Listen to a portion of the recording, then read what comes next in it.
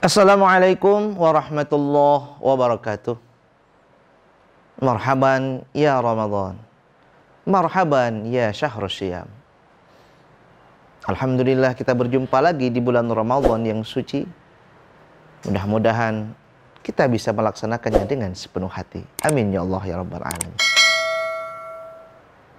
Tradisi di Indonesia menjelang bulan Ramadan, salah satunya adalah ada yang disebut dengan nyadran, atau yang kita kenal dengan berziarah ke makam orang tua atau ke makam saudara, ke makam kakek nenek.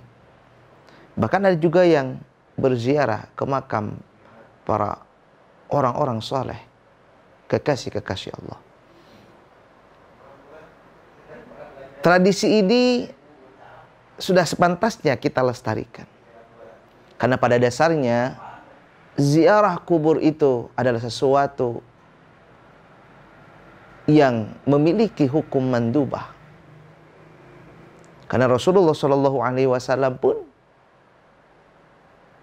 berziarah kubur. Kalau kita melihat beberapa literatur berkaitan dengan ziarah Rasulullah SAW, memang pernah Rasulullah melarang ziarah kubur karena waktu itu banyak sekali orang yang emosinya terlalu memuncak sehingga ketika ada orang yang meninggal meratapinya dengan luar biasa.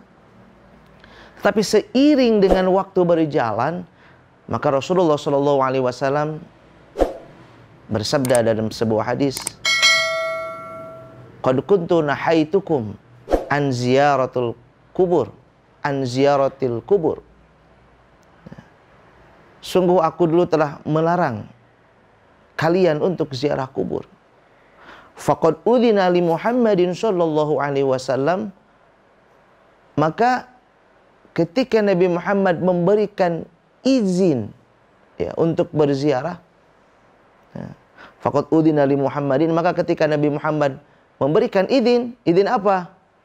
Min ziyarati qabri ummihi fazuruha, untuk menziarahi makbarahnya ibundanya, maka ziarahlah kalian, ziarah kuburlah. Fa innaha tudzakirul akhirah, karena sungguhnya berziarah kubur adalah mengingat-ingat akhirat. Maka kalau dikatakan bagaimana hukumnya ziarah menjelang bulan Ramadan, ya diperbolehkan.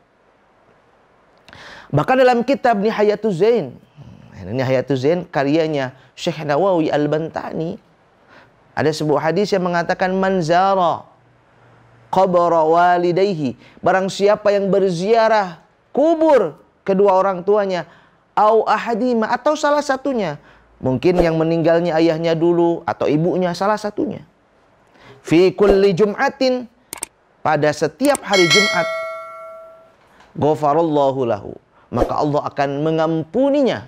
Wa kana barran biwalidayhi, maka orang yang berziarah kubur ke makam kedua orang tuanya atau kepada salah satunya termasuk anak-anak yang berbakti kepada kedua orang tuanya. Bahkan ada lagi hadis masih dalam kitab Nihayatul Zain, barang siapa yang berziarah kubur kemudian membacakan surah Yasin di kuburnya, ghafarallahu lahu, maka Allah akan mengampuni dosa-dosanya. Sejumlah huruf yang ada di dalam surah Yasin tersebut, Masya Allah, luar biasa kan?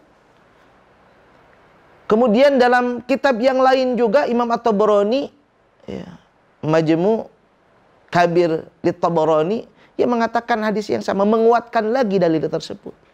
Kemudian ziarah kubur ini, apa yang mendasari alasannya?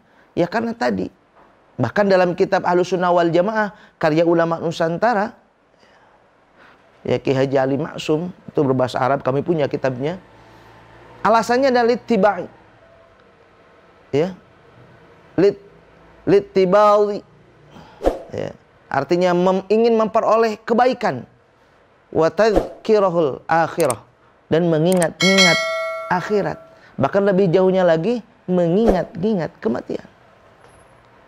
Maka ketika seseorang berziarah kubur menjelang Ramadan, itu sesuatu yang baik.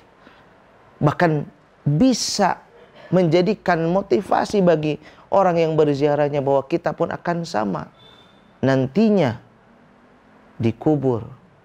Dan hal yang kita butuhkan adalah doa dari orang yang hidup.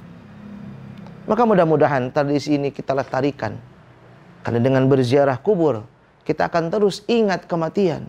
Kita akan terus ingat akhirat. Karena amal perbuatan kita yang nanti akan menyebabkan kita berbahagia di dalam kubur kita. Maka yuk, pada hari ini yang sering berziarah kubur menjelang Ramadan, itu sesuatu yang baik. Oleh karena itu, jangan pernah ragu. Ditambah lagi kami menguatkan bahwa Rasulullah SAW itu dalam maksud kitab Ahlussunnah wal Jamaah, bahwa ziarah kubur ke makam baqi itu merupakan kebiasaan dari Rasulullah SAW. Jadi hukum berziarah di bulan Ramadan, menjelang Ramadan, itu diperbolehkan. Bahkan kalau tadi kita mengingat-ingat mati, jatuhnya menjadi mandub atau disunahkan. Mudah-mudahan ada manfaatnya, dan mudah-mudahan kita terus bersemangat dalam mengejar akhirat, agar kelak kita mendapatkan husnul khotimah. Amin ya Allah ya rabbal alamin. Ihdinas siratal mustaqim wal afu minkum. Wassalamualaikum warahmatullahi wabarakatuh.